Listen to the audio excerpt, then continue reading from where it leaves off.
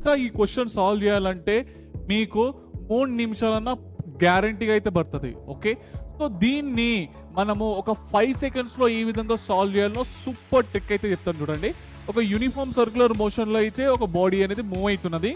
Particle ఇక్కడ నుంచి ఇక్కడ మూవ్ అవడానికి 60 degrees అయినప్పుడు దీని యొక్క magnitude of change in velocity ఎంత అవుతుంది, ఇంకా దీని యొక్క యావరేజ్ వెలాసిటీ ఎంత అవుతుంది కనుక్కోండి అని అంటాడు. ఓకే, అయితే ట్రిక్ ఏంటంటే 2v sin θ/2 నాన్న. θ వాల్యూ మీకు 60 ఉండొచ్చు, 90 ఉండొచ్చు, 120 ఉండొచ్చు, 180 కూడా ఉండొచ్చు. ఓకే రైట్, సో θ వాల్యూ ఇక్కడ సబ్స్టిట్యూట్ చేసేస్తే ఆన్సర్ అనేది మీకు వచ్చేస్తుంది. ఓకే, 60/2 అదే 30 degrees, sin 30 ఎంత 1/2.